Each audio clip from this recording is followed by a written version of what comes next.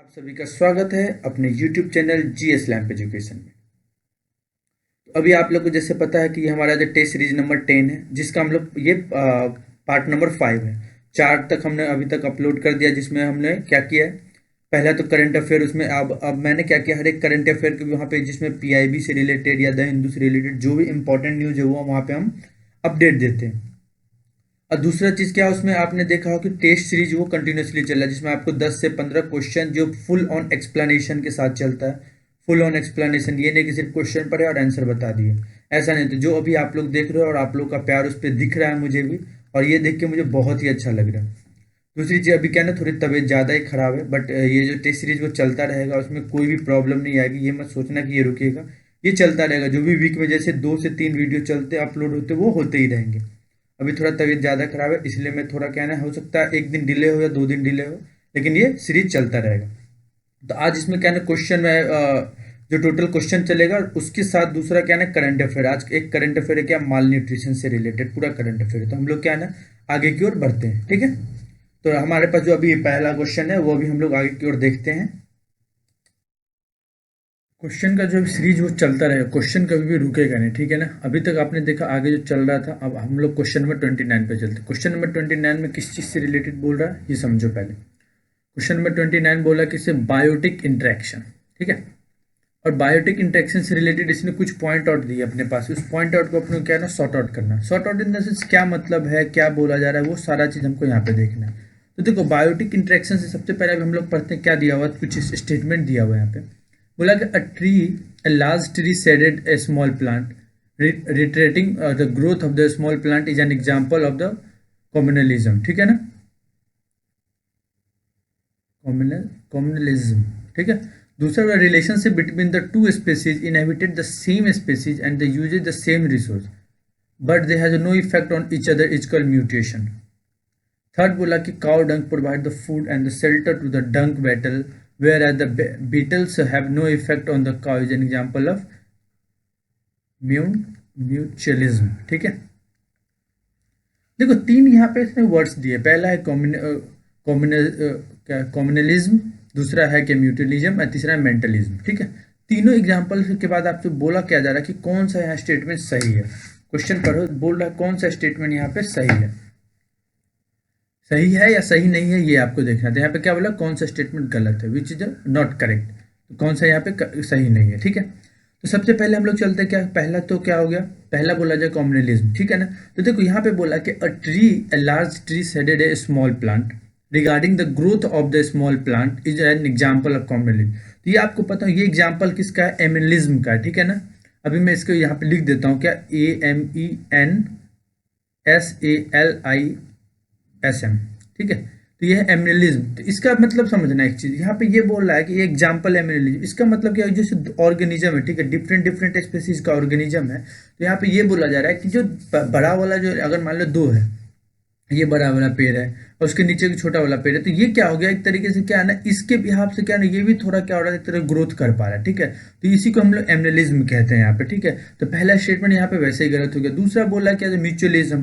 तो देखो, दूसरा भी यहाँ पे गलत है। क्या करो, relation between the to species inhabited the same space and using the same resources. तो ये देखो, अगर म्यूटलिज्म का क्या मतलब होता है कि आप जैसे मान लो, म्यूटलिज्म का म्यूचुअल का मतलब क्या होता है, समझो, ये पेड़ है और इसके ऊपर में ये, तो ये आपस में क्या कर रहा है, ये इसको कुछ प्रोवाइड कर रहा है और ये इसको, तो ये आपस में क्या कर रहा है, भाईचारा नहीं भाई काम करते हैं। लेकिन यहाँ पे ऐसा नहीं है, इसको बोला जाएगा न्यूट्रलिज्म, न्यूट्रलिज्म। इसको बोलते हैं NEUTRALISM। मतलब कोई 2 स्पेसी, जो बोला जा रहा है कि 2 specie inhabited the same space and using the same resources. यहाँ पे रिसोर्सेज क्या ना अलग है। अगर मान लो रिसोर्सेज एक के साथ, अगर मान लो कि ये एक स्पेसीज है और ये रिसोर्सेज है, अगर ये स्पेसीज के साथ ये रिसोर्सेज कनेक्ट रहता है, रिसोर्सेज क्या करता है, इसको कुछ प्रोवाइड कराता है, स्पेसीज इसको कुछ प्रोवाइड कराता है और ये रिसोर्सेज से कुछ लेता है, मतलब खाने का ही कुछ ऐसा लेता है, तो ये होता है म्यूचुअलिज्म, ठीक है ना। तो ये जो हो गया, ये क्या हो गया, न्यूट्रलिज्म हो गया, कि जो मतलब एक दूसरे पे कोई इफेक्ट नहीं पड़ रहा है, तो इसको क्या बोलते हैं हम लोग, न्यूट्रलिज्म। तीसरा बोला काउ डंग प्रोवाइड फूड, ठीक है। देखो, थर्ड भी यहाँ पे गलत है, इसको हम लोग कहते हैं कम्युनलिज्म। काउ डंग अगर मान लो प्रोवाइड किया food and the shelter to the dung beetle, whereas the beetle को कोई इफेक्ट नहीं पड़ता, तो ये क्या होगा, इसको कहते हैं हम लोग कम्युनलिज्म। ठीक है, तो ये चीज़ आपको इसमें क्या होगा, एक स्पेसिस बेनिफिट हो रहा है, सीधी सी बात है, क्या one species that has been benefited, and second का क्या होता है, कोई बेनिफिट नहीं हो रहा है, मतलब बेनिफिट भी नहीं होता, अनइफेक्टेड कह सकते हैं, अनअफेक्टेड। ये क्या होगा, सेकेंड वाला अनअफेक्टेड कहलाता है। ठीक है, आई थिंक मुझे ऐसा लग रहा है यहाँ तक इस तीनों में आपको कोई प्रॉब्लम नहीं होना चाहिए। तो आंसर क्या हो गया यहाँ पे, नॉट करेक्ट बोला तो डी हो गया। ठीक है, नेक्स्ट क्वेश्चन की ओर हम लोग यहाँ पे चलते हैं। अभी नेक्स्ट क्वेश्चन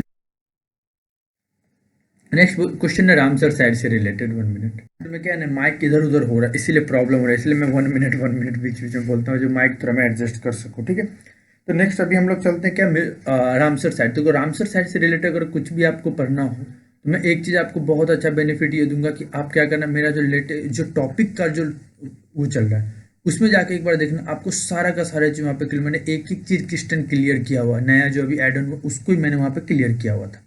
लेकिन अभी हम लोग चलते हैं, देखो रामसर साइट किसको बोलते हैं, ये बोला कि एक तरीके से international treaty for the conservation and the wise use of the wetland known as officially as the conservation on the wetland of international importance, specially as a water flow habitat come into the force in 1975। तो देखो Ramsar site का जो एक तरीके से international और treaty है। ठीक है ना, इसमें बोला गया था क्या, कंजर्व करने के लिए, जैसे वेटलैंड वगैरह, यहाँ पे ये बिल्कुल सही है, जो conservation and the wise use of the wetland. ठीक है ना, ये ऑफिशियली बोला गया था। ठीक है, तो देखो एक तरीके से आपको ये पता होना चाहिए कि ये, चलो ये स्टेटमेंट बिल्कुल सही, इसमें थोड़ा सा हम एड ऑन और करते हैं। जो रामसर साइट है एक तरीके से ये नेम दिया गया, क्या ईरान का सिटी है, एक ईरानियन सिटी कह सकते हैं। ठीक है, रामसर। ठीक है ना, कहाँ पे अगर पूछ ले कौन से मतलब सी के आसपास, तो ये याद होना चाहिए, कैप्सियन सी है, सॉरी, अरे वो थोड़ा मोड़ा हो जाता है, कैस्पियन सी है। ठीक है, तो ये कैस्पियन सी के पास है। तो ये इस ट्रीटी को जो साइन किया गया था, वो ट्रीटी क्या था, 2 फरवरी 1971 की बात ये की जा रही है। ठीक है, तो इसको फिर ऑफिशियली एक तरीके से ये बोल दिया गया, ऑफिशियली जो इसको बोला गया 2 अक्टूबर 1971 की जो conservation on the wetland of the international importance, ये चीज़ आपको पता होनी चाहिए। दूसरी चीज़, जब ये कंजर्वेशन ऑफ द वेटलैंड ये कब फोर्स में कब आए, तो ये बोल 1971 में बनाया तो गया, लेकिन इसको कब काम, इसका काम कब से स्टार्ट हुआ, 1975 से। तो यहाँ पे ये बिल्कुल सही है। ठीक है, अगर आपको इसमें और लेटेस्ट इन्फॉर्मेशन चाहिए तो आप प्लीज़ जो है मेरा जो लेक्चर है टॉपिक वाइज जो मैंने कवर किया, वहाँ पे जाके जरूर देखना और अच्छे से आपको ये समझ आ जाएगा। ठीक है, दूसरा बोला कि every 3 year representative of the contracting party meet at the conference of the contracting party. तो ये बिल्कुल सही है। देखो आपको ये बता दूं कि हर एक तीसरे साल में जो है ना, ये कॉप, जिसको हम लोग कॉन्ट्रैक्टिंग पार्टी की बात होती है, यहाँ पे हम कह सकते हैं कॉप की बात कर रहे हैं। ठीक है, तो यहाँ पे ये लोग क्या कहते हैं, मिलके क्या कहते हैं, इस पे वर्क करने का, जैसे एडमिनिस्ट्रेशन वगैरह से रिलेटेड हो गया, या कोई भी काम जो इंपॉर्टेंस वर्क है इसके रिलेटेड, इसको यहाँ पे पॉलिसी वगैरह उससे रिलेटेड क्या होता है, यहाँ पे पॉलिसी वगैरह बनाने का ये लोग क्या करते हैं, काम करते हैं, पॉलिसी वगैरह यहाँ पे बनाने का अगर काम करते हैं, तो इसी चीज़ के रिलेटेड यहाँ पे बात होती है। ये भी बिल्कुल सही है। थर्ड बोला जो Montreux record is the primary tool under the Ramsar convention for the recognizing wetland site on priority basis. तो देखो ये भी सही है। पहले जो मॉन्ट्रेक्स रिकॉर्ड जो है ना, ये भी एक तरीके से क्या है, एक प्राइमरी टूल अंडर किसके, रामसर साइट कन्वेंशन से रिलेटेड है। तो ये आपको पता होना चाहिए। अगर आपसे कोई पूछ ले कि अच्छा ठीक है आपने मॉन्ट्रेक्स की बात तो बता दी, तो आप ये बता दो मॉन्ट्रेक्स रिकॉर्ड जो है ना वो कब इस्टेब्लिश किया गया था। तो ये आपको पता है, ये आपको पता होना चाहिए। ठीक है ना, मॉन्टेक्स रिकॉर्ड एक तरीके कॉन्फ्रेंस क्या ना, कॉन्ट्रैक्टिंग कॉप की बात यहाँ पे की जा रही है। ठीक है, तो ये मॉन्टेक्स जो 1 मिनट, ये मॉन्ट्रेक्स रिकॉर्ड जो है ना, ये एक तरीके से क्या है ना, अंडर किसके आता है, कंजर्वेशन के अंदर आता है। ठीक है ना, under the conservation is registered to the wetland site, I think wetland site on the list of wetland जो इंटरनेशनल इंपॉर्टेंस है। ठीक है, जहाँ पे ये सभी चेंजेस वगैरह, कुछ ऐसे चेंजेस वगैरह यहाँ पे किए जिसके थ्रू ये बहुत ज़्यादा इंपॉर्टेंट वहाँ पे होने लगा था। ठीक है, मतलब इकोलॉजिकल कैरेक्टरिस्टिक्स वगैरह हो गया, टेक्नोलॉजी में थोड़ा डेवलपमेंट लाया, जो ह्यूमन हिंड्रेंस वगैरह होता है, उन सभी चीज़ से रिलेटेड यहाँ पे देखा गया था। ठीक है, तो ये जो मॉन्ट्रेक्स रिकॉर्ड है इसको मैं अभी आगे मैंने बताया तो है, लेकिन मैं आगे कोशिश करूंगा अभी आपको इसको और एक तरीके से अच्छे तरीके से मैं एक प्रॉपर एक्सप्लेनेशन के साथ मैं कवर करूँ। तो मैं एक नेक्स्ट पेज ले रहा हूँ, उस पर मैं आपको इसको अच्छे से कवर करता हूँ। वेट मिनट, इसके आंसर आपको पता चल गया, तीनों के तीनों सही है, तो आंसर क्या हो गया, डी। लेकिन अभी मैं नेक्स्ट पेज ले रहा हूँ, उस पर मैं मॉन्ट्रेक्स और रामसर साइट से रिलेटेड कुछ डिस्कस करता हूँ। जैसे अभी मैंने थोड़ा, इसलिए मैंने बोला था थोड़ा एक टॉपिक यहाँ पे थोड़ा सा मैं कवर करने की कोशिश करता हूँ, जिससे मुझे भी लगे कि हाँ मैंने कुछ यहाँ पे आपको, अगर इसमें भी कोई प्रॉब्लम हो तो हम आगे की ओर देखेंगे। ठीक है, जैसे कि अभी मैंने बताया कि सबसे पहला चीज़ तो मैंने आपको ये बताया कि रामसर साइट की अगर हम बात करें तो एक तरीके से क्या है, अगर आपसे पूछे कि इसमें सबसे पहला ये तो मैंने बताया था ईरानियन सिटी है, कब इसका कंजर्वेशन मैंने क्वेश्चन में डिक्लेयर कर दिया। अगर आपसे इंडिया के रिप्रेजेंट में अगर कुछ भी पूछेगा तो आपको ये पता होना चाहिए इंडिया के रिप्रेजेंट में अगर ये कुछ भी पूछता है, जैसे मान लो तो बोला जाए अगर आपसे क्वेश्चन पूछे India become the part of या part of the Ramsar site तो कब, तो ये आपको पता होना चाहिए कब, 1 फरवरी 1982 की ये बात की जा रही है। इंडिया कब इसका मेंबर या कोई भी पार्ट बना तो 1 फरवरी 1982 की बात की जा रही है, ठीक है। अगर आपसे पूछा जाए कि टोटल हमारे कंट्री में करेंटली टोटल कितने साइट वेटलैंड साइट है जो डेजिग्नेट एक तरीके से इंटरनेशनल इंपॉर्टेंस के तौर पे मतलब किया गया, डेजिग्नेट एक होता है ना as a wetland site of international importance. अगर आपसे पूछा जाए तो टोटल कितने हैं तो आपको पता होना चाहिए कितना है, 75 साइट है, टोटल 75 साइट है, ठीक है। देखो धीरे धीरे बढ़ता गया, क्योंकि क्या देखो अगर हम एक चीज लेके चलते, जैसे मान लो 1982 से लेके अगर हम 2013 लेके चले पहले, अगर हम एक 1 बाय 1 लेके चलते 2013 चले तो हमारे पास कितने थे, टोटल 26 साइट्स थे। ये मैं वेटलैंड ऑफ द इम्पोर्टेंस की मैं बात कर रहा हूँ, ठीक है। दूसरा उसके बाद क्या हुआ, 2014 में कुछ बढ़े, जिससे 2014 से अगर 2023 तक की हम बात करते हैं तो टोटल 49 साइट को यहाँ पे ऐड किया गया था, ठीक, एडेड इनटू द लिस्ट।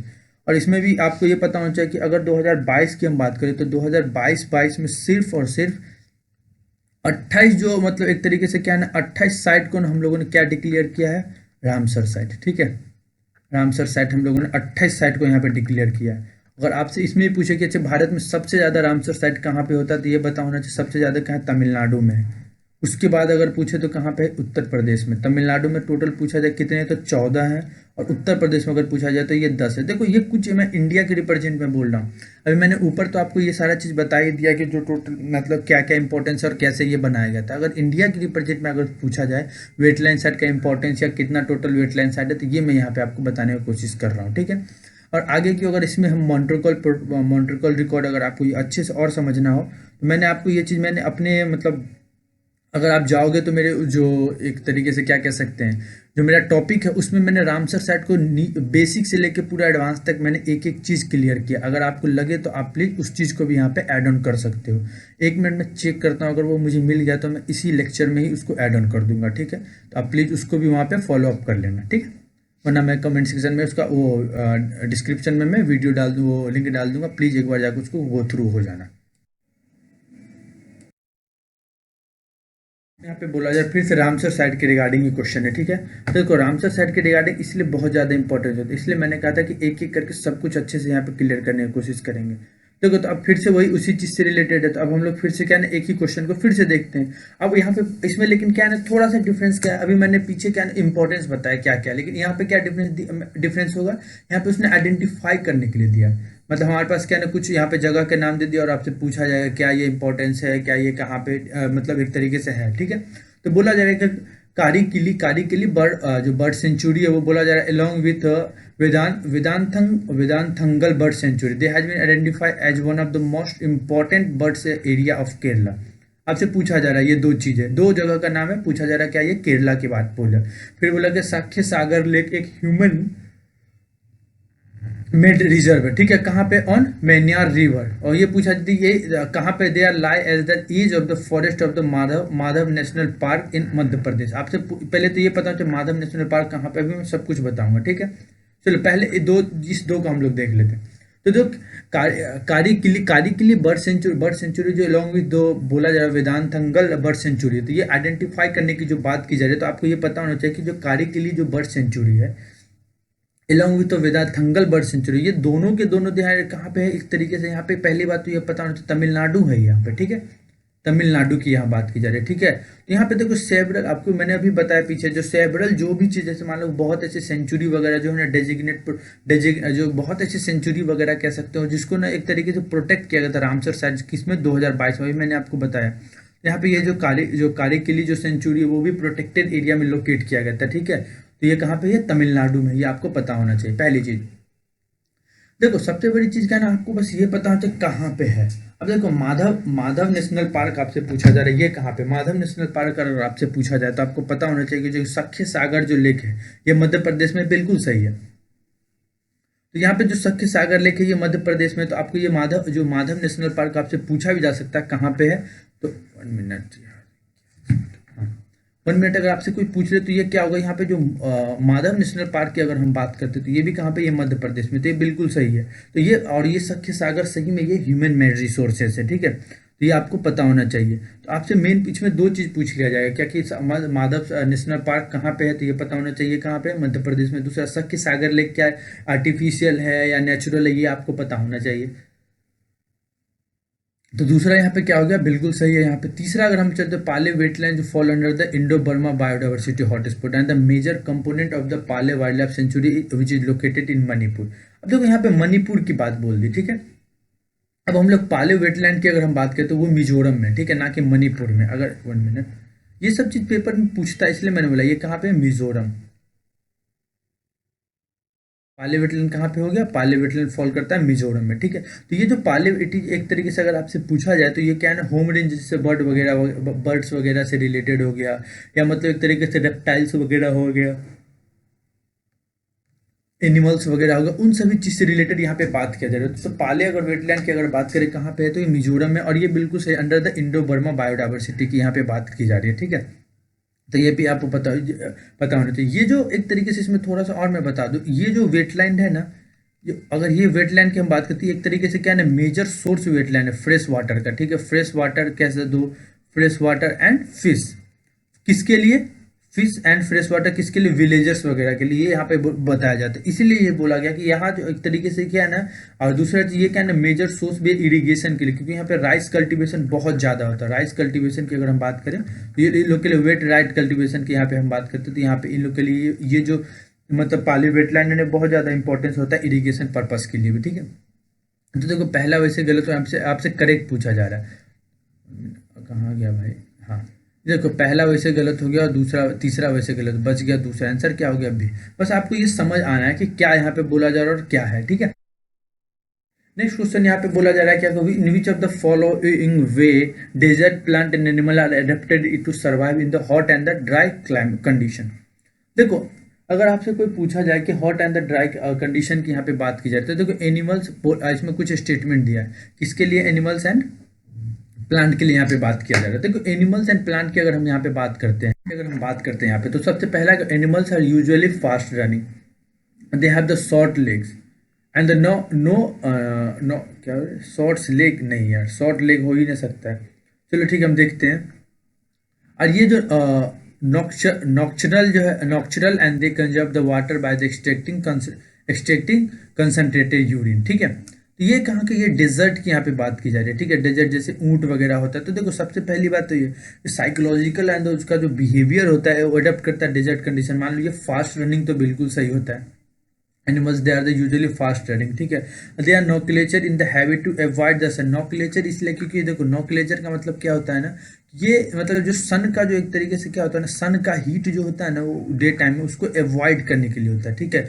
इसके लिए क्या करता है, ये वाटर को क्या करता है, और ये एक तरीके से वाटर कंजर्व कैसे, अगर आपसे पूछे कि जो मतलब एनिमल जो डेजर्ट में होता है वो वाटर को कैसे कंजर्व करता है, ये क्या करता है, बाय एक्सट्रैक्टिंग कह सकते हैं एक तरीके से, क्या है ना, कंसनट्रेटेड यूरिन, ठीक है ना, बाय एक्सट्रैक्टिंग कंसनट्रेटेड यूरिन, ठीक है।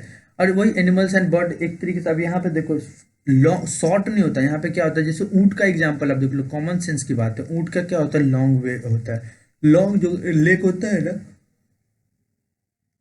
लॉन्ग लेग इसलिए होता है देखो ये क्या करता है, किप करता है, जैसे बॉडी वगैरह क्या होता है ना जो हॉट होता है, जैसे मिट्टी वगैरह जैसे सैंड वगैरह, तो वो क्या होता है वहाँ पे हॉट हो जाता है, तो उससे क्या होता है उसके बॉडी से क्या होता है ना, उसको दूर रखता है हॉट ग्राउंड से, ठीक है। इसलिए उसका पाँव वगैरह क्या होता है, लॉन्ग होता है, ये चीज़ आपको पता होना चाहिए, ठीक है।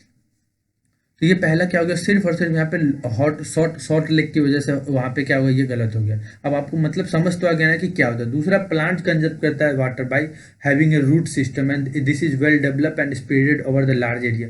देखो ये बिल्कुल सही है, आपको बहुत ऐसा प्लान देखोगे ये ऐसा करता है, क्योंकि क्या होता है ना, जैसे लार्ज एरिया में तो वाटर क्या होता है, ये इसलिए होता है देखो, जब एक तरीके से हम बात करते हैं जो हार्श डेजर्ट वगैरह होता है ना, वहाँ क्लाइमेटिक कंडीशन की वजह से क्या होता है, वाटर विदाउट वाटर उसको बहुत दिन तक सर्वाइव करना रहता है, ठीक है। तो इसीलिए आपने देखा होगा जो भी प्लांट वगैरह जैसे डेजर्ट वगैरह में रहते हैं, ठीक है, उसका लीव वगैरह क्या होता है, अगर उसकी हम लीव की बात करें, अगर हम अगर हम उसकी लीफ की बात करें तो वो क्या होता है, एकदम शॉर्ट छोटा छोटा होता है। लीव आर द एबेंडेंट, और उसका साइज वगैरह क्या होता है, बहुत छोटा होता है। बहुत ऐसा प्लांट होता है ना जो कंजर्व करके रखता है वाटर, और उसको लीव वगैरह के थ्रू क्या होता है, not having the leave any leave at the all, वो पानी को सिर्फ कंजर्व करने, इसलिए उसको क्या होता है, लीव वगैरह नहीं रहता। दूसरी चीज क्या होता है ना, जब इसका रूट वगैरह इसलिए स्प्रेडेड रहता है क्योंकि उसको क्या होता है, सबसे नीचे जैसे लार्ज एरिया में जाता है ना, उसको कहीं ना कहीं रूट सिस्टम क्या होता है, पानी वगैरह उसको वहाँ पे बहुत ना के बराबर वहाँ पे मिलता है, ठीक है। तो यहाँ पे यही चीज बोला जा रहा है। तो दूसरा भी सही, तीसरा many plant in the desert conserve water by not having any leave at all, ये भी बिल्कुल सही है। अभी मैंने बताया, तो ये दोनों के दोनों क्या, सेकंड और थर्ड बिल्कुल सही है। बट आपको पता होना चाहिए कि जो कंडीशन जो डेजर्ट में प्लांट एंड एनिमल का जो कंडीशन होता है वो कैसा होता है, ठीक है। ये चीज आपके माइंड में कंसेप्ट क्लियर होना चाहिए। तीसरा बोला जा रहा है कि ग्राउंड वाटर कंटेमिनेशन। देखो सबसे पहली चीज तो, अगर मान लो ग्राउंड वाटर से रिलेटेड अपने पास कोई भी इशू आता है, 1 मिनट, कि ग्राउंड वाटर से रिलेटेड अगर कोई भी इशू आता है, ग्राउंड वाटर का मैंने इसलिए बोला, ग्राउंड वाटर से रिलेटेड मैंने एक पूरा टॉपिक का क्लियर किया हुआ है, ठीक है। आप एक बार जाके चेक करना, पानी की क्या स्कार्सिटी हो गया, हर एक चीज मैंने वहाँ पे ईच एंड एवरीथिंग को मैंने फुल ऑन एक्सप्लेनेशन के साथ वहाँ पे कवर किया, ठीक है। और एक बार आप जाके चेक करना, अगर उसमें कुछ इशू हो तो प्लीज आप मुझे बता सकते हो, ठीक है। वरना अभी तो मैं यहाँ पे जो बता रहा हूँ, लेकिन वहाँ पे भी मैं बताने की कोशिश करूंगा। तो देखो ग्राउंड वाटर कंटेमिनेशन की यहाँ पे बात की जा रही है, तो बोला जा रहा है in India the state West Bengal, Jharkhand, Bihar, Uttar Pradesh, Assam, Manipur and the Chhattisgarh, they are the most affected by arsenic contamination of the groundwater। तो देखो एक तरीके से क्या होना, जैसे जैसे पॉल्यूशन वगैरह क्या होता है, एक्सटेंड यहाँ पे ये बोला जाए extend of the ground water pollution, जैसे इंडिया वगैरह में क्या होता है, तो जैसे इंडिया में जो, अगर हम कुछ स्टेट का जैसे नाम दिया, क्या दिया कि वेस्ट बंगाल हो गया, झारखंड हो गया, बिहार हो गया, उत्तर प्रदेश हो गया, आसाम हो गया, मणिपुर हो गया, छत्तीसगढ़ हो गया, ये सभी के सभी रिपोर्ट किया गया, क्या they are the reported are the most affected by the arsenic contaminated of the ground water. देखो आर्सेन जो एक तरीके से आर्सेनिक यहाँ पे contamination of the ground water, मतलब क्या ये समझना कि इसमें क्या होता है, फ्लोराइड वगैरह भी क्या होता है, FL अगर हम बोल दें, फ्लोराइड के कंटेमिनेशन भी वाइडली हमारे इसमें क्या डिफरेंट डिफरेंट इंडिया में जो है ना, डिफरेंट डिफरेंट में जगह पे पाया जाता है। जैसे मान लो अगर फ्लोराइड का बताया तो जैसे आंध्र प्रदेश हो गया, तमिलनाडु हो गया, ऊपर तो आर्सेनिक कंटेमिनेटेड है। अगर मान लो फ्लोराइड कंटेमिनेटेड की हम बात करते थे, जैसे मान लो तमिलनाडु हो गया, आंध्र प्रदेश हो गया, उत्तर प्रदेश हो गया, गुजरात हो गया, राजस्थान हो गया, यहाँ पे अभी हमने क्या किया, सिर्फ फ्लोराइड की इतनी बात की, ठीक है, फ्लोराइड कंटेमिनेटेड। दूसरा अगर हम यहाँ पे चलते हैं तो यहाँ पे ये बोला जा रहा है, जैसे जैसे कुछ ऐसे डिस्ट्रिक्ट में जैसे 50 to 60% जैसे क्या होगा कि डेजर्ट जो डिस्ट्रिक्ट्स है जिसमें water drinking water resource excessive amount में फ्लोराइड है, ठीक है।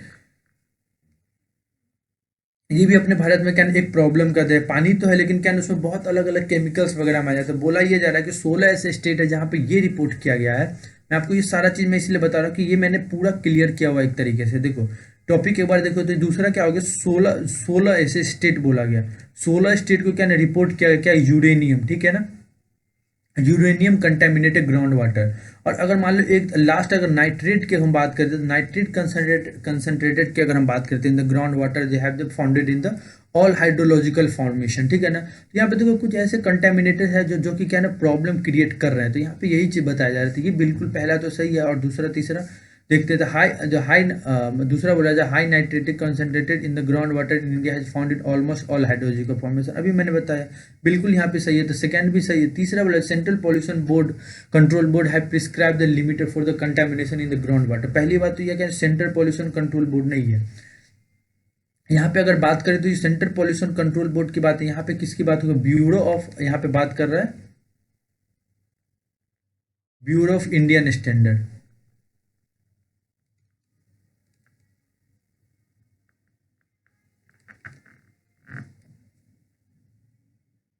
ब्यूरो ऑफ इंडियन स्टैंडर्ड इन्होंने प्रिस्क्राइब किया लिमिट किस चीज़ को, for the contamination in the drinking water, ये आपको पता होना चाहिए। और अलग अलग है तो ये चीज़ आपको पता होना चाहिए, ठीक है। तो BIS स्टैंडर्ड भी हम इसको कह सकते हैं। लास्ट बोला जाएगा a report which is title seeing the individual strength report on the ground water quantity has was release by WHO। तो देखो WHO नहीं, यहाँ पे क्या है ना, वर्ल्ड बैंक है, वर्ल्ड बैंक है, ठीक है। तो ये बोला एक रिपोर्ट जो है ना, जिसको मतलब रिपोर्ट का नाम आपसे दे देगा, क्या बोलेगा, seeing the individual strategic report on the ground water quality की अगर बात करें तो रिपोर्ट को कौन रिलीज करता है, यहाँ पे क्या है ना, ग्राउंड वाटर से रिलेटेड जो है ना, तो ये क्या है ना, वर्ल्ड बैंक इसको रिलीज करता है पहली चीज। इसमें देखो क्या है, इसमें इस रिपोर्ट में क्या बताया जाता है। आंसर अगर आपसे पूछे तो पहला से दूसरा से दो गलत है, फर्स्ट एंड सेकंड आंसर। अब इस रिपोर्ट की अगर हम बात करें तो इस रिपोर्ट में क्या बोला जाता है ये समझना। इस रिपोर्ट में बोला जाता है कि why and how ground water की जो क्वांटिटी क्वालिटी है वो कैसे ह्यूमन के हेल्थ पे या एग्रीकल्चर पे या इंडस्ट्री पे या इन्वायरमेंट पे कैसे मतलब इफेक्ट करता है, इस सभी चीज़ को यहाँ पे इसने क्या कर दिया, एक्सप्लेन करने का कोशिश किया। वो भी ये नहीं कि सिर्फ और सिर्फ इंडिया में, वर्ल्ड बैंक ने ये नहीं किया कि सिर्फ इंडिया में, यहाँ पे क्या नहीं, इसने ऑल ओवर द कंट्री और हर एक कंट्री के स्टेज जो वाटर का जो स्टेज उसके डेवलपमेंट से रिलेटेड सब कुछ यहाँ पे इसमें बताने का कोशिश किया। तो ये चीज़ आपको पता होना चाहिए। तो आपसे कोई पूछ ले तो कौन हो गया ये हो गया वर्ल्ड बैंक, ठीक है। और दूसरी चीज़ मैं ये बोला, अगर ग्राउंड वाटर कंटेमिनेशन से एक एक चीज़ है, कहाँ पे क्या प्रॉब्लम होता है, इसको क्या बोलते हैं, तो आप प्लीज़ जो हमारे अपने पास जो नेक्स्ट क्वेश्चन है, हम क्वेश्चन से रिलेटेड बात करें। यहाँ पे तो क्वेश्चन क्या बोला, किसके रिगार्डिंग है, commission for the air quality management, ठीक है। इसके रिलेटेड इन्होंने कुछ यहाँ पे पॉइंट स्टेटमेंट दिए हुए, ठीक है। स्टेटमेंट आप देख ही रहे हो कि क्या दिया हुआ स्टेटमेंट। तो देखो सबसे पहला स्टेटमेंट क्या है, ये एक तरीके से स्टैच्यूटरी बॉडी है जो स्टेब्लिश किया था under the air prevention and the control of the pollution act 1981। तो देखो ये यहाँ पे ये बोला जा रहा है कि ये एक स्टैच्यूटरी बॉडी है, ठीक है। लेकिन आप एक इसको अभी मैं आगे आपको पूरा अच्छी तरीके से एक्सप्लेन करूंगा, पहले हम लोग ये चीज़ पढ़ लेते हैं, ठीक है। तो चलो हम पहला ही जैसे यहाँ पे दिया गया कमीशन फॉर द, सबसे पहले हम चलते कि इसके बारे में बात करते हैं, ठीक है। तो ये एक तरीके से क्या है ना, स्टैच्यूटरी बॉडी है, ठीक है, स्टैच्यूटरी बॉडी है। लेकिन ये आपको पता होना चाहिए अंडर द किसके, under the commission for the air quality management, ठीक है ना, under the commission for the air quality management, जो कि मतलब यहाँ पे 1981 ने ये किसके रिलेटेड है, in the national capital region and the मतलब जो एडजॉइनिंग एरिया एक्ट है, मतलब मैं यहाँ पे लिख देता हूँ, इन द मतलब commission for air quality management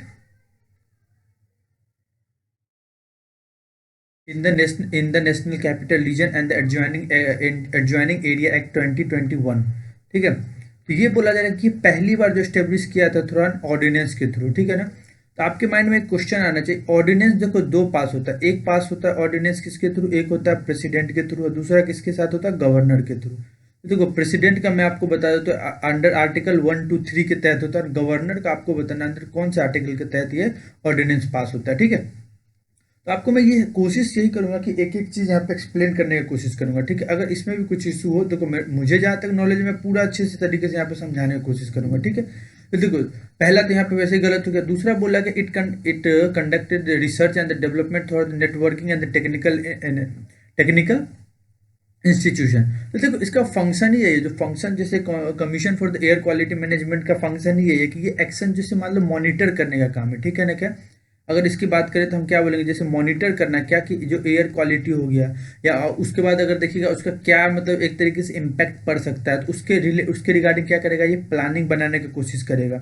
फिर उस प्लानिंग को बनाने के बाद उस प्लानिंग को क्या करेगा, एग्जीक्यूट करने की कोशिश करेगा। मतलब एक तरीके से क्या ऐसे एग्जीक्यूट करेगा कि आगे वाले जो प्रिवेंट कर सके। जैसे एनसीआर वाला रीजन हो गया तो वो वहाँ पे जो एयर क्वालिटी का पॉल्यूशन का जो मतलब एक तरीके से क्वालिटी होता है ना, उसको ये क्या कर सकते, कुछ ऐसा करे जो ये प्रिवेंट कर सकते। इसलिए बोला जा रहा है जब जो मतलब जो ये क्या करता है, कंडक्ट करता है research and development through networking and technical analysis. ये बिल्कुल सही है, ये गलत था यहाँ पे, ये बिल्कुल सही है। तीसरा बोला कि the commission was superseded bodies such as the centre and state pollution control board of Delhi, Punjab, Haryana, UP and Rajasthan. बिल्कुल सही है। द कमीशन को मतलब एक सुपर सेटेड बॉडी दिया है किसके रिलेटेड, आपको पता है एनसीआर भी मतलब क्या, दिल्ली का जो चारों तरफ जो स्टेट है उसके रिलेटेड यहाँ पे बात किया जा रहा है। तो ये भी यहाँ पे बिल्कुल सही है, तो आपको ये पता होना चाहिए। और कि अगर बोला जाए तो ये जो है ना एक तरीके से क्या, इन्वायरमेंटल पॉल्यूशन जो प्रिवेंशन एंड कंट्रोल एक्ट होता है उसके तहत इसको क्या कहते हैं, डिजोल्व किया जाएगा इस कमीशन को, ठीक है। नेक्स्ट ये दूसरा तीसरा सही है, तो दूसरा तीसरा सही है, ये गलत हो गया और ये भी गलत हो गया। आंसर तो आपको बी मिल गया, लेकिन आपके आगे हम लोग पता क्या बोला था, commission is headed by the union minister for the environmental and climate change.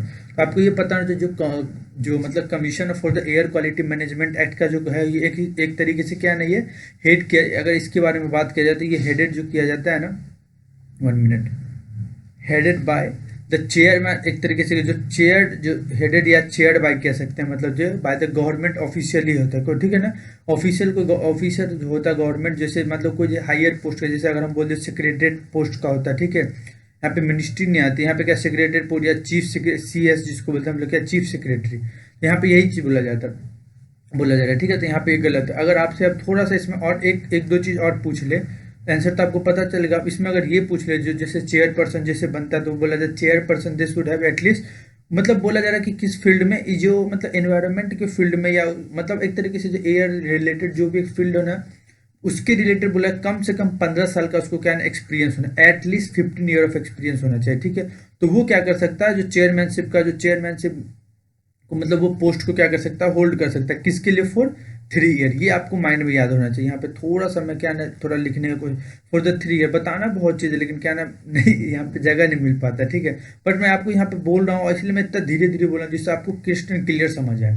तो अगर आपसे पूछे तो क्या 3 साल के लिए और कितने साल का एक्सपीरियंस होना चाहिए, एटलीस्ट 15 ईयर का उसको एक्सपीरियंस होना चाहिए एनवायरनमेंट के फील्ड में, ठीक है। तो जो यहाँ पे अब देखो जितना मेरे से बन पड़ा, इसी के बीच बीच में मैं क्या ना अब आगे क्या ना करंट अफेयर भी मैं ऐड ऑन कर रहा हूँ। अभी जैसे आपने मेरा पार्ट 3 मैंने जो अपडेट किया उसका, उसमें आप लोगों ने बहुत अच्छा प्यार दिया। पार्ट 2 एंड पार्ट 3, पार्ट 1 में बहुत अच्छा रिस्पॉन्स आ रहा है। तो ये सब चीज़ क्या है ना, मैं बहुत एनालाइज करके ये चीज़ डालता हूँ। तो ये चीज़ आपको देखना है, अगर इसमें कुछ भी इंप्रूवमेंट की जरूरत हो तो आप प्लीज़ क्या करना, कमेंट सेक्शन में बता। पॉल्यूशन कंट्रोल बोर्ड जो है, यहाँ पे क्या air prevention and the control board act 1981 की बात की जा रही है, ठीक है। तो यहाँ पे भी इसके रिलेटेड बोला, इट पहला statement, it define as the air pollutant as any solid liquid and gaseous substance which may cause harm or damage the environment, human, plant, animal, or even damage property. First thing, तो देखो आपको ये पता होना चाहिए, जब पहला बोला जा रहा है तो इसके तहत ये बोला गया है क्या कि ये सही है कि जो air prevention and the control of the pollution act 1981 में इसने डिफाइन किया एयर पॉल्यूटेंट को, कि कोई भी सॉलिड हो या लिक्विड हो या गैसियस कोई भी सब्सटेंस हो जो प्रेजेंट हमारे एटमॉस्फेयर में प्रेजेंट होते हैं, अगर उसमें मतलब एटमॉस्फेयर में प्रेजेंट होने के कारण क्या होता है, वो इन्वायरमेंट पे क्या होता है, इम्पैक्ट पड़ता है। दूसरी चीज़ क्या होता है, इंजूरियस टू हेल्थ होता है, इंजूरियस टू ह्यूमन हेल्थ भी होता है, प्लांट पे भी इम्पैक्ट पड़ता है। तो ये जो भी चीज़ है जो मतलब अपने क्या ना एटमॉस्फेयर में प्रेजेंट है, ठीक है ना, जो इस चीज़ पे इम्पैक्ट करता है तो उसको हम लोग क्या कहते हैं, एयर पॉल्यूटेंट कहते हैं। बिल्कुल सही है। दूसरा बोला, in 2007 an amendment to the act also added the noise in the list of the harmful substance. देखो आपको ये चीज़ समझ आना चाहिए, ठीक है। यहाँ पे क्या ना, जब ये 2007 में, जब 1981 में ये बना गया, लेकिन क्या ना आपको पता धीरे धीरे साउंड का भी पॉल्यूशन इम्पैक्ट करने लगा। तो इसलिए क्या 1987 में जब इन लोगों ने क्या ना एक अमेंडमेंट लाया, उस अमेंडमेंट में इन लोगों ने क्या किया, नॉइज को एक तरीके से क्या कर दिया, हार्मफुल सब्सटेंस में इन लोगों ने इसको एड ऑन कर दिया। तो 2007 ने ये 1987 की ये बात की जा रही है, ठीक है। नॉइज को एक तरीके से एयर पॉल्यूशन के डिफिनीशन में एड ऑन कर दिया। तो देखो पहला सही है, दूसरा गलत है। 1 मिनट, दूसरा अगर गलत है तो देखो ये भी गलत, पहला सही है। तीसरा बोला जा रहा है स्टेटमेंट के अंदर, central pollution control board lay down the standard for the quality of air and provide the technical assistance and the guidance to the state pollution control board. तो ये बिल्कुल सही। अभी मैंने आपको बताया कि दोनों की मिली जुली, पीछे भी मैंने बोला कि स्टेट एंड सेंटर की हेल्प से ये काम हो सकता है। हाँ लेकिन मैं इस ये भी सही है, पहला और तीसरा आंसर। आपको तो आंसर चाहिए तो देखो आंसर मिल गया, लेकिन मैं अभी इसमें कुछ और एक दो चीज बता देता हूँ। जब बोला गया कि सेक्शन, आई थिंक सेक्शन 2 है, ठीक है ना, सेक्शन 2G के तहत एक एक्ट इन लोगों ने सेटअप किया था, सेंट्रल पॉल्यूशन कंट्रोल बोर्ड ने, ठीक है ना। तो सेंट्रल पॉल्यूशन कंट्रोल बोर्ड ने एक तरीके से ये एक्ट किया, मतलब एक तरीके से एक्ट सेटअप किया था, जिसमें इनको पावर था क्या ना, ये पावर जो है ना होल एक्सटेंड कर पूरे भारत में एक्सटेंड कर सकता है, कि मतलब वो डायरेक्ट कर सके, जो सेंट्रल पॉल्यूशन कंट्रोल बोर्ड क्या कर सके, स्टेट को हो गया या कोई भी एक तरीके से क्या ना पूरा सुपरवाइज कर सके, ठीक है ना। यहाँ पे ये अगर हम मोटा मोटा बात करते एक तरीके जैसे लिखा ना कि वो गाइडेंस दे सके, टेक्निकल असिस्टेंट प्रोवाइड कर सके, तो सुपर गाइड कर सके। ये अगर आपसे पूछ ले कि थोड़ा डीप जाके कौन सा सेक्शन है, तो सेक्शन 2G के तहत है, ठीक है। आंसर आपका पहला और तीसरा ये पता चल गया।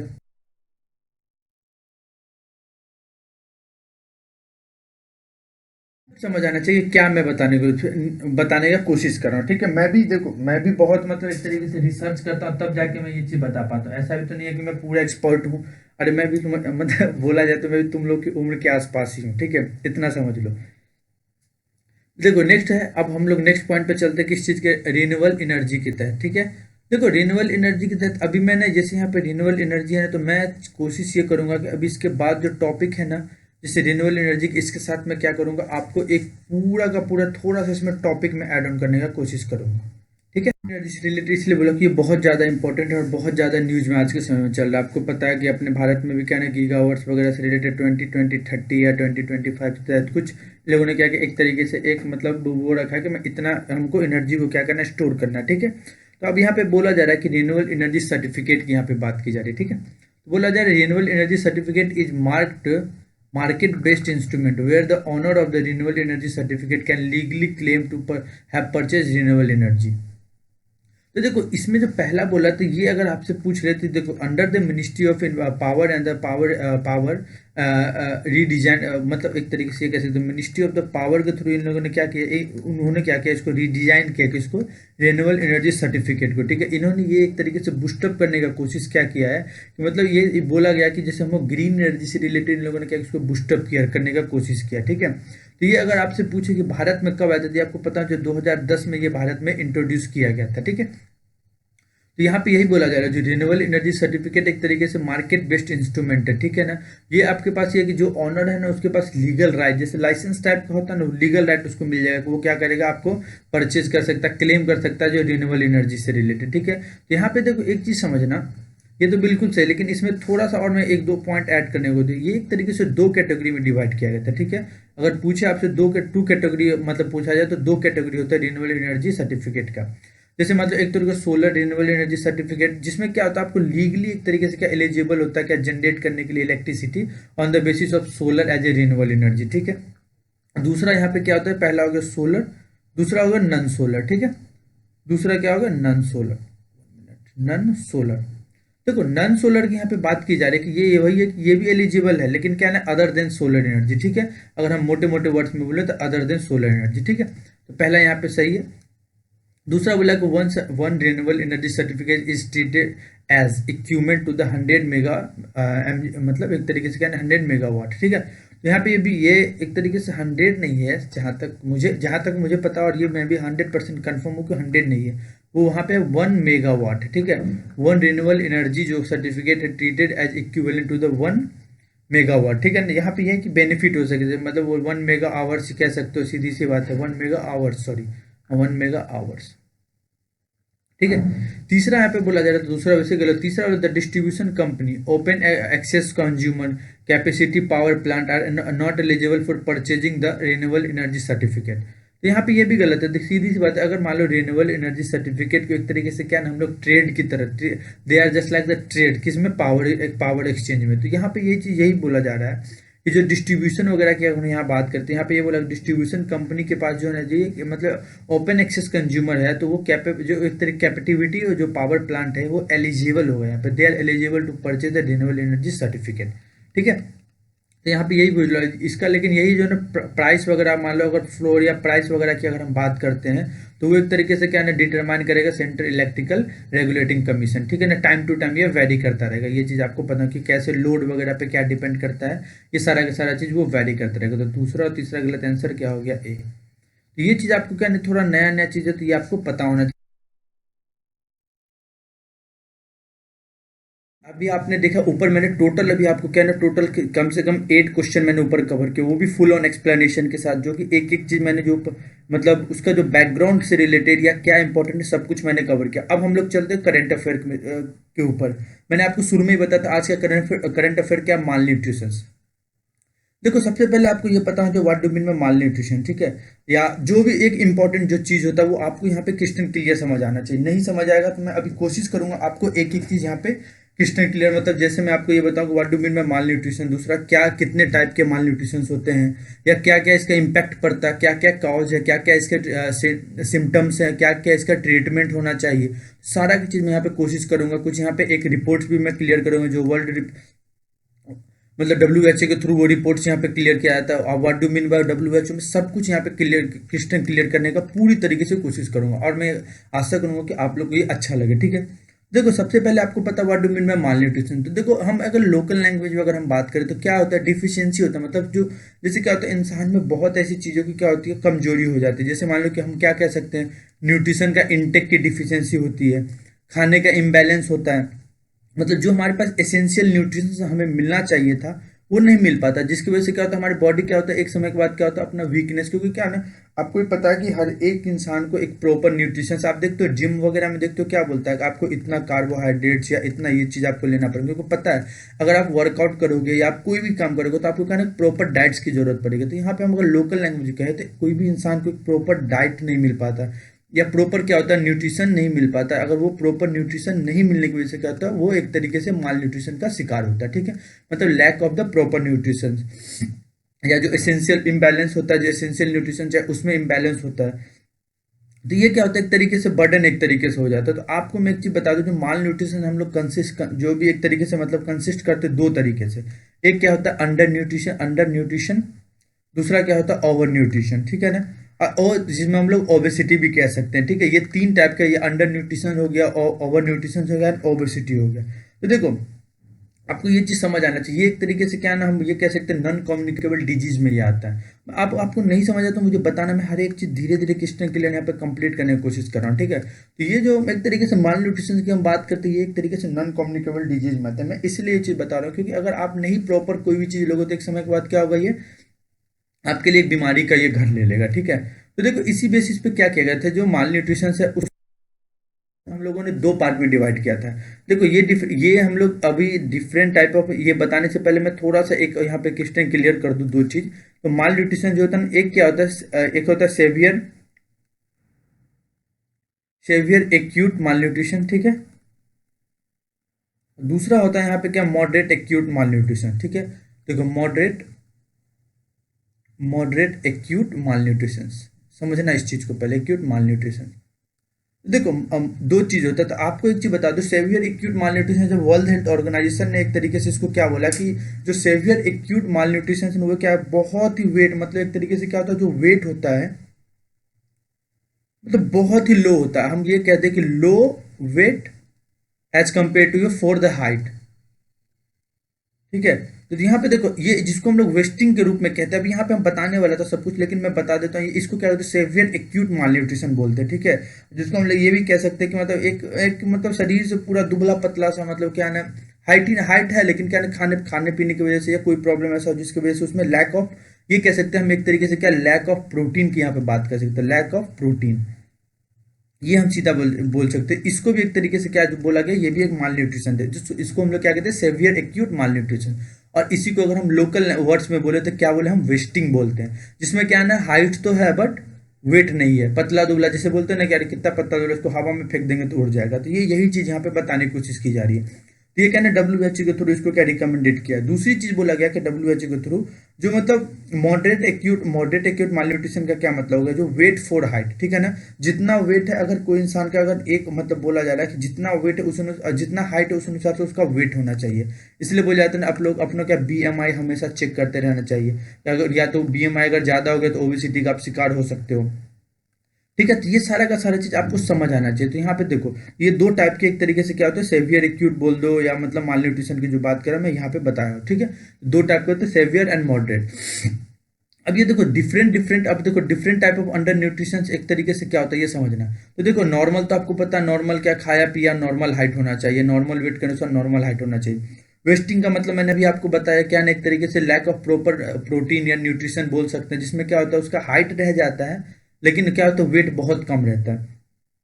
तीसरा अगर हम लोग बात करें स्टंटिंग की, हम अगर यहाँ पे बात करते हैं क्या जिसको हम लोग नाटा कहते हैं ना, नाटा मतलब लो वेट है, लो हाइट है, सॉरी वेट ने low height with respect to age, यहाँ पे किसी को बॉडी शेमिंग नहीं होता, ये सभी के सभी का अंडर न्यूट्रिशन के ये प्रॉब्लम है, ठीक है। तो यहाँ पे मैं वो सारा का सारा चीज आपको क्लियर करने की कोशिश कर रहा हूँ। और अंडर वेट तो सबको पता है, जितना एज है उसके अनुसार से उसका वेट नहीं है, ठीक है। तो ये क्या हो गया अंडर वेट हो गया, तो इसको हम लोग क्या सकते हैं low weight with respect to for their height. अगर मान लो आपका हाइट अगर मान लो कि आप ये बोलो कि मैं 15 साल का हूँ, लेकिन जब आपके बॉडी से अगर मतलब वेट देखा जा रहा है तो क्या हो रहा है, आप मुश्किल से 30 kg हो 40 kg हो, मतलब एक तरीके से बहुत कम वेट है आपके एज के अनुसार से, ठीक है। तो ये देखो चार तो normal different type of under nutrition होता है। इसमें एक क्या अभी मैंने बताया ओबेसिटी भी मैंने आपको यहाँ पे ऐड किया था, ठीक है ना।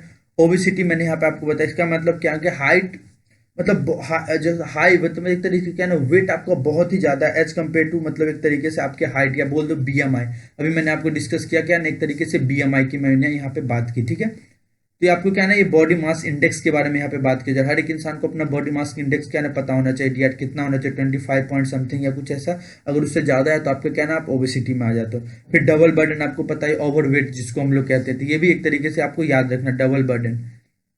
ये कुछ can different type of under nutrition की मैंने यहाँ पे आपको बात की, ठीक है। यहाँ पे देखो आपको एक चीज़ समझ आना चाहिए, मैं आपको ये इसलिए बता रहा हूँ कि आज ये मैं इतना इंपॉर्टेंट ये डिस्कस इसलिए कर रहा हूँ, इसी से रिलेटेड मैं एक न्यूज़ भी आपको मतलब जो ग्लोबल हंगर इंडेक्स 2021 का मैं यहाँ पे आपको डिस्कस करूंगा, ठीक है। रिपोर्ट का भी बताया, वो रिपोर्ट में थोड़ा क्या ना ये माल न्यूट्रिशन का मैं थोड़ा सा आपको समझा दूँ, उसके बाद मैं वो रिपोर्ट अलग से कि डिस्कस, इसी के नीचे में रिपोर्ट बहुत इंपॉर्टेंट है, उसको मैं डिस्कस करूंगा, ग्लोबल हंगर रिपोर्ट जिसकी मैं बात कर रहा हूँ। तो देखो माल न्यूट्रिशन से अभी मैंने बताया, देखो क्या होता है, आपको एक चीज समझना है। जैसे मतलब पोवर्टी आपको यहाँ पे बताया जा रहा है, क्या क्या डिफिशियंसी क्या क्या हो सकता है, आपको पता है इनसफिशिएंट लैक ऑफ, जैसे लिटिल मतलब एजुकेशन हो गया। अगर आपको मान लो इनसफिशियंट आपको मैटरनिटी केयर भी आपको नहीं मिल पा रहा है, मतलब जिसकी वजह से क्या होता है, गरीबी का आपको जब सामना करते हो तो आपको क्या है, डायरिया या निमोनिया ऐसी बीमारियां वगैरह से आपको मतलब एक तरीके से सर्वाइव करना पड़ेगा। या आपका जो हेल्थ या एनवायरनमेंट वगैरह अनहेल्दी रहेगा, आपको फूड से जो फूड सिक्योरिटी वो प्रॉपर नहीं मिल पाएगा, आपके पास प्रोटीन या जो भी एनर्जी की जो रिक्वायरमेंट है वो आपको नहीं मिल पाएगी, क्योंकि आपको क्या ना माल न्यूट्रिशन जैसे हुआ तो आपके पास ये सारे के सारे डिफिशियंसी होगी। और देखो माल न्यूट्रिशन का सबसे बड़ा रीजन क्या है ना, पोवर्टी, गरीबी, ठीक है। जिसका अभी मैंने एक तरीके से इम्पैक्ट बताया, क्या क्या इम्पैक्ट हो सकता है गरीबी होने से, क्या क्या ये प्रॉब्लम होते हैं। और ये मैं अभी ग्लोबल हंगर रिपोर्ट जो मैं डिस्कस करूंगा तो उसमें और मैं आपको वहाँ पे क्वेश्चन क्लियर कर कोशिश करूंगा, ठीक है। अब देखो इसके इफेक्ट्स क्या क्या होते हैं, अगर आप मान लो आपके बॉडी में अगर नहीं प्रॉपर न्यूट्रिशन से रहेगा तो क्या होगा, एनर्जी लो फील करोगे, वेट लॉस होगा, ऑलवेज आपके अगर फ्रैक्चर्स वगैरह जैसे कहीं भी गिरे हुए मसल्स वगैरह ब्रेक होने का चांसेस रहेगा। आपको मतलब एक तरीके से क्या ना, आपकी हॉस्पिटलिटी मतलब हॉस्पिटल जाने की जनसंख्या ज़्यादा बढ़ जाएगी, क्योंकि आपके शरीर में जान ही नहीं रहेगा। तो आप क्या करो, बार बार हॉस्पिटल का या आपको क्या करना है, एक तरीके से हेल्प लेना पड़ेगा। आपके पास क्या होगा, ये इन्फेक्शन वगैरह होने के होगा, या डाइजेशन का प्रॉब्लम हो गया, या मूड वगैरह हमेशा क्या होगा, मतलब एक तरीके से होता है ना चिड़चिड़ापन जिसको कहते हैं, वो आपको ऑलवेज रहेगा। मसल्स वगैरह आपको ऑलवेज क्या होगा, एकदम खींचा खींचा कमजोर कमजोर सा आपको क्या, ये क्योंकि क्योंकि क्योंकि क्या है ना, हमारे बॉडी में अगर न्यूट्रिशंस नहीं मिल पाएगा तो ये सारा का सारा प्रॉब्लम हमको क्या करना पड़ेगा, फेस करना पड़ेगा, ठीक है। तो ये चीज़ आपको पता है, जो कुछ मैंने बता दिया, what do mean mall nutrition, क्या क्या टाइप होते हैं, दूसरा क्या होगा, क्या क्या इंपैक्ट पड़ता है, तीसरा मैंने उसमें सारा चीज़ मैंने किस टाइप क्लियर कर दिया, कौन कौन से टाइप के होते हैं, अंडर न्यूट्रिशमेंट कितने टाइप्स के होते हैं, इसका क्या क्या इफेक्ट पड़ता है, सबसे बड़ा रीजन क्या है माल न्यूट्रिशन का, पॉवर्टी, मैंने ये चीज़ भी आपको यहाँ पे क्वेश्चन क्लियर कर दिया। तो ये मैंने थोड़ा सा आपको क्या ना माल न्यूट्रिशन के बारे में मैं इसलिए पहले बता दिया, क्योंकि अभी जो मैं रिपोर्ट बताऊंगा, मेरा मेन मकसद क्या था, आपको रिपोर्ट बताने का। जो मैं अभी रिपोर्ट आपसे डिस्कस करूंगा ना, उसमें ये सारा का सारा चीज़ क्लियर हो जाएगा, ठीक है, जिसको हम लोग कहते हैं ग्लोबल हंगर इंडेक्स, ठीक है। अगर इसमें कुछ प्रॉब्लम हो तो you just share with me and discuss with me, okay. तब हम लोग अब मेन टॉपिक पे चलते हैं। सॉरी, सबसे मेन इंपॉर्टेंट हम लोग अभी मैंने बताया कि मैं बताने वाला हूँ, जिसको आपको अच्छे तरीके से समझना है, ठीक है। तो देखो ग्लोबल हंगर जो एक तरीके से मैं यहाँ पे लिख भी देता हूँ सब कुछ मैं, तो देखो ग्लोबल हंगर रिपोर्ट जो होता है, ठीक है ना, ग्लोबल हंगर रिपोर्ट, ठीक है ना। तो ये जो देखो एक चीज समझना, ग्लोबल हंगर रिपोर्ट की जो मैं यहाँ पे बात कर रहा हूँ वो बहुत ज्यादा इंपॉर्टेंट। सबसे पहले ये पता, अगर आपसे पूछे कि इंडिया का रैंक कितना अगर ग्लोबल हंगर रिपोर्ट में, सबसे पहला चीज आपको ये पता होना चाहिए, जो ग्लोबल हंगर रिपोर्ट में अगर हम ये बात करें तो इंडिया का रैंक क्या है ना, 107 है। ये कब मैं 2022 की मैं बात कर रहा हूँ, ठीक है। तो 107 है, कितना रैंक है आउट ऑफ 121 कंट्री। पहले ये चीज थोड़ा मैं आपको समझा रहा हूँ, ठीक है। तो देखो ये चीज यहाँ पे इसीलिए देखो, क्योंकि अभी मैंने आपको कुछ फैक्टर्स वहाँ पे क्लियर किए। क्या फैक्टर क्लियर किया, स्टंटिंग हो गया, वेस्टिंग हो गया, डेथ का जो होता है इंडिया में, इस चाइल्ड स्टंटिंग से रिलेटेड जो प्रॉब्लम, उन सभी चीज को अगर हम कंक्लूड करते हैं तो अपने भारत का जो मतलब ग्लोबल हंगर रिपोर्ट 2022 की अगर हम बात करते हैं तो वो कितना है, 107 था, ठीक है। अब यही बोला जा रहा है अकॉर्डिंग टू द, जैसे national family health survey of an, जैसे नेशनल फैमिली हेल्थ सर्वे जो किया गया था 5, ठीक है ना, उसमें उसका जो कब से कब था, फ्रॉम 2019 से लेकर 2021 तक यहाँ पे बात की, उसमें रिपोर्ट इन लोगों ने रिपोर्ट क्लियर किया था, जिसमें बोला गया था कि चाइल्ड जो एज है बिलो बिलो कितना, बिलो अगर 5 ईयर की हम बात करते हैं तो उसमें उसने कुछ रिपोर्ट क्लियर किया था, क्या कि 36% जो बच्चे हैं ना वो क्या है ना, स्टंटेड है, ठीक है। 36% बच्चे क्या है ना, स्टंटेड है। उसके बाद अगर हम बात करें तो 20% के आसपास जो बच्चे हैं वो क्या है ना, एक तरीके से वेस्टेज है। मैं सबका पीछे इसलिए मैंने पहले पहले उसको क्लियर किया कि क्या होता है। उसके बाद अगर हम चले तो अंडरवेट कितने हैं, अंडरवेट आप जोड़ लो कितने हो सकते हैं, 32 या 34 के आसपास में, ठीक है। तो यहाँ पे यही चीज है 32 के आसपास में, उसमें कुछ एड ऑन और बचा होगा। तो ये जो मेन इंपॉर्टेंट था ना, ये क्या नेशनल फैमिली हेल्थ सर्वे के थ्रू ये रिपोर्ट एक तरीके से प्रस्तुत किया गया, ठीक है, कि ये हमारे भारत का ये एक सिनेरियो है।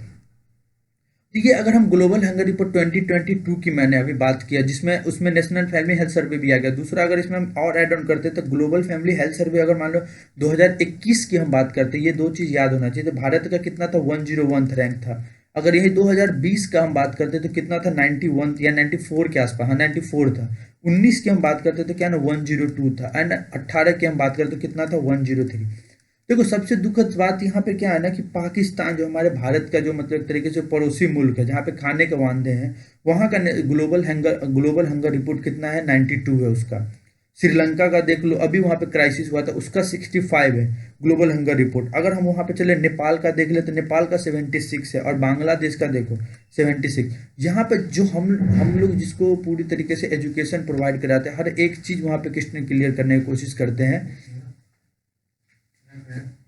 तो उसके बाद जो उसके अलावा भी देखो आज के दौर में सिनेरियो कैसा हो चुका है कि हम लोग क्या कर रहे हैं कि उस देश से हम लोग पीछे चलते जा रहे हैं, जिसमें हम लोग क्या ना, हम लोग वहाँ पे मतलब एक तरीके से फाइनेंशियल सपोर्ट या जब उनके वहाँ पे प्रॉब्लम क्रिएट होता है तो हम वहाँ पे जाके क्या असिस्टेंस प्रोवाइड कराते हैं। और सबसे बड़ी दुखद की बात है कि वहाँ पे हम लोग क्या, उससे भी हम लोग क्या है नीचे ग्लोबल हंगर रिपोर्ट में, ठीक है। तो यहाँ पे यही चीज़ बताने की कोशिश की जा रही है कि इंडिया का ऐसा एक तरीके से क्या है ना सिनेरियो चलता जा रहा है ग्लोबल हंगर रिपोर्ट के अगर हम लेके चलते हैं तो देखो अभी मैंने आपको कुछ बताया, इसमें मैं आप इसीलिए अभी थोड़ा सा इनिशिएटिव भी आपको मैं डिस्कस करूंगा। पहले आपको थोड़ा सा ग्लोबल हंगर रिपोर्ट के बारे में पूरा क्वेश्चन क्लियर कर दूं, ठीक है।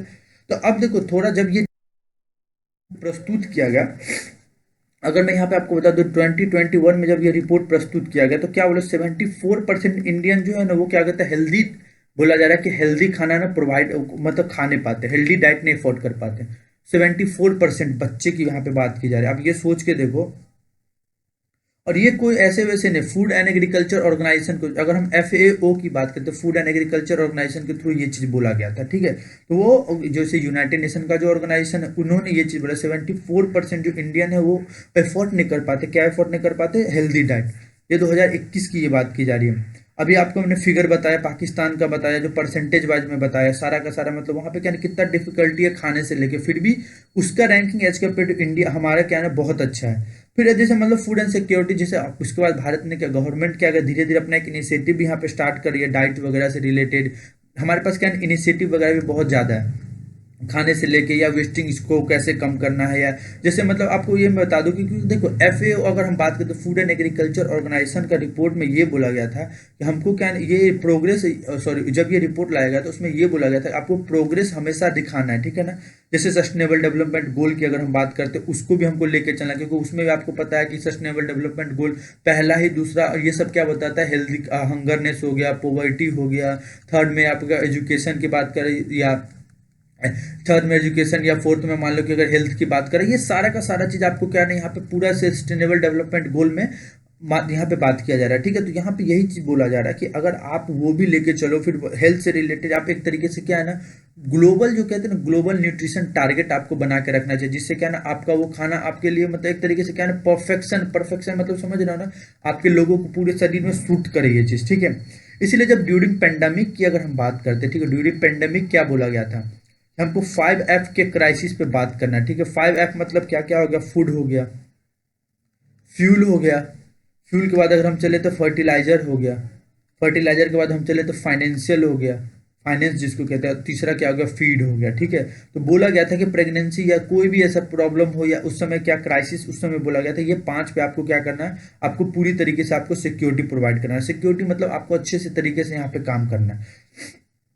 तो यहाँ पे देखो ये चीज, एक चीज समझना है, यहाँ पे सीधी सी बात है, ये सिर्फ यहाँ नहीं बोला जा रहा, आपको क्या ना हमारे मतलब जो DPSP उसमें भी ये चीज बोला गया, हमारे फंडामेंटल राइट में भी ये चीज बोला गया, क्या बोला गया कि आपको प्रॉपर एजुकेशन या प्रॉपर खाने का क्या ना आपको सिस्टम आपको बना के, जिससे आपके जो देश के लोग हैं वो क्या ना एटलीस्ट खाने से नहीं मर सके, ठीक है। तो यहाँ पे यही चीज़ बात की जा रही है। तो देखो इसमें क्या ना, अगर मान लो कि अगर आप इस चीज़ से रिलेटेड काम करते हो तो सबसे बड़ी भी चीज़ क्या ना, अगर आप सभी मिलजुल के, या वर्ल्ड हेल्थ ऑर्गेनाइजेशन हो गया, एक जो भी ऑर्गेनाइजेशन है, या फूड एग्रीकल्चर ऑर्गेनाइजेशन, सभी मिलकर अगर एक एक स्टेट या देश के साथ काम करेंगे तो धीरे धीरे क्या वो रिड्यूस होना पड़ेगा, और मेंटेनेंस होगा चाइल्ड का जो वेस्टिंग है, जैसे मतलब वो धीरे धीरे क्या बोला उसको कम किया जाएगा। जैसे पहला तो चाइल्ड वेस्टिंग हो गया, चाइल्ड स्टंटिंग हो, उसको हम लोग क्या कर सकते हैं, कम कर सकते हैं, अगर हम लोग सपोर्ट के साथ काम करें। उसके बाद क्या होगा, जैसे ब्रेस्ट फीडिंग वगैरह से रिलेटेड जो बात करते हैं, जैसे 0 से 5 साल 5 महीने के बच्चों को क्या ना एक तरीके से प्रॉपर खाना मिलना चाहिए, प्रॉपर उसको क्या ना मदर का दूध मिलना चाहिए, ये सारा का सारा चीज़ यहाँ पे बोला जा रहा है। तो ये बोला जा रहा है कि धीरे धीरे इस चीज़ को हम लोग क्या करें, सही कर रहे हैं। देखो ये चीज़ आपको पता होना चाहिए, पहली चीज़। दूसरी चीज़, अगर अब मैं एक चीज़ सबसे मेन इंपॉर्टेंट मैं आपको बता रहा हूँ, फूड एंड एग्रीकल्चर ऑर्गेनाइजेशन के बारे में मैं यहाँ पे बता रहा हूँ। ठीक है, ये मैं स्लाइड भी लगा सकता, लेकिन मैं बता के इसलिए समझा रहा हूँ कि आपको समझ आए। ये एक तरीके से क्या है, स्पेसिफिक या स्पेशलाइजेशन एजेंसी है किसका, यूनाइटेड नेशन। अभी मैंने पीछे ही बताया, जो क्या करता है इंटरनेशनल लेवल पे क्या देखता है कि जो क्या मतलब जो हंगर वगैरह उस चीज़ से रिलेटेड हो गया, और उसको ख़त्म करने और उसको इम्प्रूव करने की बात की, मतलब एक तरीके से होता है ना, न्यूट्रिशंस वगैरह या फूड स्कार्सिटी वगैरह, इन सभी चीज़ को इम्प्रूव करने की यहाँ पे बात की जा रही है। तो इसीलिए बोला जो फूड एंड एग्रीकल्चर ऑर्गेनाइजेशन का मोटो भी यही है, क्या है ना, कि let there be a bread. ये देखो पेपर में पूछा, देयर बी ब्रेड, हर एक इंसान को खाने का अधिकार है, या हर एक इंसान के हाथों में या जो भी है बिस्किट या ब्रेड रहना चाहिए। ठीक है, अगर आपसे इसमें थोड़ा सा और आगे पूछ ले कि इसका हेडक्वार्टर कहाँ, तो ये पता होना चाहिए इटली में, रोम इटली में। ठीक है, कब फाइंड किया गया, तो ये पता होना चाहिए 1945 में, 16 अक्टूबर आई थिंक 1945 में, फूड एंड एग्रीकल्चर ऑर्गेनाइजेशन। फिर अगर आपसे पूछ ले किसी में, अच्छा ये बता दो, एक क्वेश्चन यहाँ पे ये भी इंपॉर्टेंट है कि वर्ल्ड फूड डे कब बनाया जाता है। ठीक है, वर्ल्ड फूड डे कब मनाया जाता है, ये चीज़ आपको पता होना चाहिए। तो वर्ल्ड फूड डे हर एक साल क्या है ना, 16 अक्टूबर को ही मनाया जाता है, जिस दिन इसका फाउंडेशन देता है। ठीक है, जिसको एनिवर्सरी बोल सकते हैं। और अगर आपको पता है तो फूड एंड एग्रीकल्चर ऑर्गेनाइजेशन है ना, कम से कम कुछ ऐसा रिपोर्ट है जिसको ये पब्लिश करता है। जैसे मान लो कि क्या स्टेट ऑफ द, पहला अगर बोले स्टेट ऑफ फिशरी एंड, अगर हम बोले फिशरी एंड एक्वाकल्चर। ठीक है, पहला अगर state of fishery and aquaculture. दूसरा अगर बात करें स्टेट ऑफ जिससे मतलब वर्ल्ड, जैसे वर्ल्ड फॉरेस्ट की यहाँ पे बात की जा रही है, स्टेट ऑफ वर्ल्ड फॉरेस्ट की बात की जा रही है। दूसरा क्या, स्कार्सिटी, जैसे food, state of the food and scarcity and nutrition in the world. तो यहाँ पे क्या होगा, state of the food and scarcity nutrition in the world. ठीक है, तो ये तीसरा हो गया। चौथा अगर बात करें यहाँ पे क्या, state of the food and agriculture, state of the food and agriculture, ये भी चौथा होगा। पांचवा अगर पूछा जाता है state of the agriculture commodity market, तो state of agriculture commodity market. और छठा अगर बोलते तो वर्ल्ड प्राइसिंग, ये आपको पता होना चाहिए, वर्ल्ड फूड प्राइस इंडेक्स। ये कुछ इंडेक्स है जो world food and agriculture organization के थ्रू क्या करता है, इसको रिप्रेजेंट किया जाता है। ये चीज़ क्या है पेपर में भी पूछ लिया गया था, इसलिए मैंने यहाँ पे थोड़ा सा आपको यहाँ पे क्वेश्चन क्लियर कर दिया। तो जब देखो एक चीज़ समझना है यहाँ पे, जब हम ग्लोबल हेल्थ रिपोर्ट अगर हम बात करते हैं, ग्लोबल हेल्थ इंडेक्स की बात करें, तो उसमें कंपोजिशन में बोला गया क्या कि 3 डायमेंशन है और 4 उसमें इंडिकेशन है। ये पेपर में भी पूछा जाता है। 3 डायमेंशन में सबसे पहला क्या, अंडर न्यूरिशमेंट है, सॉरी 3 डायमेंशन में हो गया तुमको इनएडुकेट फूड, जैसे खाने की सप्लाई की बात की जा रही है, चाइल्ड की मोर्टेलिटी की बात की जा रही है, तीसरा क्या होगा, चाइल्ड अंडर न्यूट्रिशन। ठीक है ना, तो ये 3 चीज़ें, इस 3 जो ये आप कहते हैं ना, इसको हम 3 पार्ट में डिवाइड करते हैं। इस 3 पार्ट को भी हमने क्या कर दिया, 4 पार्ट में डिवाइड कर दिया। तो 4 पार्ट में जैसे इनएडुकेटेड फूड स्कॉर्सिटी में पहला क्या होगा, अंडर न्यूरिशमेंट हो गया। अगर चाइल्ड मोर्टेलिटी हो गया, under the age of the 5 year mortality rate की बात की जा रही है। अगर मान लो चाइल्ड अंडर न्यूट्रिशन की, तो वेस्टिंग हो गया एंड स्टंटिंग हो गया, जिसको मैंने आपको पीछे ही बताया। उन सभी को यहाँ पे क्या कर दिया, क्लियर किया क्या कि डेथ अगर जो सबसे ज़्यादा कहाँ पे कॉन्सिक्वेंस होता है, इस चीज़ से रिलेटेड यहाँ पे बात किया, क्या ग्लोबल हेल्थ में इसको क्या इंप्रूवमेंट करना चाहिए, क्या किस डिफिशियंसी से सबसे ज़्यादा मौत होती है, कोई जो रिस्क होता है मोर्टेलिटी का सबसे ज़्यादा कि द वेस्टिंग एंड स्टंटिंग से, जिसको हमने यहाँ पे इंक्लूड भी किया, जो सस्टेनेबल डेवलपमेंट गोल का भी पार्ट है। और बोला भी गया कि हमें क्या है, चाइल्ड को पार्टिकुलर वनरेबल न्यूट्रिशन डिफिशियंसी से ऊपर हटाना चाहिए, उसको प्रॉपर डाइट देना चाहिए। फिर वो अंडर न्यूट्रिशमेंट की बात की जा रही है, जो कि अभी मैंने बताया सस्टेनेबल डेवलपमेंट गोल का कुछ टारगेट है, जो हंगर वगैरह खत्म करना है, या चाइल्ड हो, या चाइल्ड की बात करो या एडल्ट की बात करो, सॉरी, तो वो वहाँ पे भी क्या ना इस चीज़ को खत्म होना चाहिए। तो ये सभी के सभी एक तरीके से क्या इंडिकेशन है, जिसको हम लोग मिल के यहाँ पे काम करना है। ठीक है, इसी बेसिस पे क्या है ना, 2016 में यूपीएससी ने एक क्वेश्चन पूछ लिया था। बोला गया था which of the following is and are the indicator uses by the IFPRI। बोला जा रहा है कौन, IFPRI। ठीक है ना, तो कौन is use to compute the global hunger index. ठीक, अभी मैंने बताया क्या, अंडर न्यूट्रिशमेंट हो गया, मोर्टेलिटी रेट हो गया एंड द चाइल्ड मोर्टेलिटी हो गया। तो आप बता दो इस 3 में से कौन कौन है। तो सबसे पहले चीज़ तो आपको ये भी मैंने पहले ही बताया था कि ये क्या ना तीनों के तीनों, क्योंकि यहाँ मैंने डाला और इसीलिए क्वेश्चन भी पूछा था कि ये तीनों के तीनों क्या ना यहाँ पे ये मेजर करते हैं ग्लोबल हंगर इंडेक्स की अगर हम बात करते हैं। ठीक है, तो यहाँ पे जो मेरे अनुसार से ये एक प्रॉपर पूरा क्वेश्चन के साथ मैंने एक यूपीएससी का आपको अटैच कर दिया और मुझे ऐसा लग रहा है कि ये आपके लिए एक बेनिफिशियल होगा, काफ़ी अच्छा लगा होगा। अगर लिटरली आपको ये एक आपके लिए एक बेनिफिट साबित हुआ, आपको लगे कि नहीं मेरे लिए बहुत अच्छा लगे, तो प्लीज़ इसको शेयर कर देना। इसलिए मैं शेयर करने का बात कर रहा हूँ कि जो एफर्ट नहीं कर पाते वो क्या कर सकते हैं, यहाँ से पढ़ सकते हैं। क्योंकि कंटेंट में अगर कोई प्रॉब्लम हो तो मुझे बताना, क्योंकि मैं कंटेंट बहुत सोच समझ के बनाता हूँ। मुझे पता है थोड़ा समय लगता है, बट मैं कंटेंट में कोई कॉम्प्रोमाइज़ नहीं करता हूँ, ठीक है। तो इसी के साथ मैं आशा करता हूँ कि आपको ये लेक्चर अच्छा लगा हो। अगर आपको ये लेक्चर अच्छा लगा हो तो प्लीज़ शेयर करें, लाइक करें, सब्सक्राइब माई चैनल। और लाइक सब्सक्राइब करो ना करो, लेकिन क्या करो, शेयर जरूर कर दो। एटलीस्ट शेयर उन लोगों को करो जो ये अफोर्ड नहीं कर सकते। अपने एक ही शेयर तुम्हें, या तो अपने टेलीग्राम चैनल पे जो उसके पास है वो कर दो, या व्हाट्सएप पे तो स्टेटस लगा दो, या इसको शेयर कर दो 10 लोगों के साथ। तो ये चीज़ करना है बस, और कुछ भी नहीं करना है, ठीक है। इसी के साथ हम आपसे विदा लेते हैं, फिर हम मिलेंगे टेस्ट सीरीज 10th के पार्ट 6 में, ठीक है। अभी ये कंटिन्यूटी चलता रहेगा। जय हिंद, जय भारत।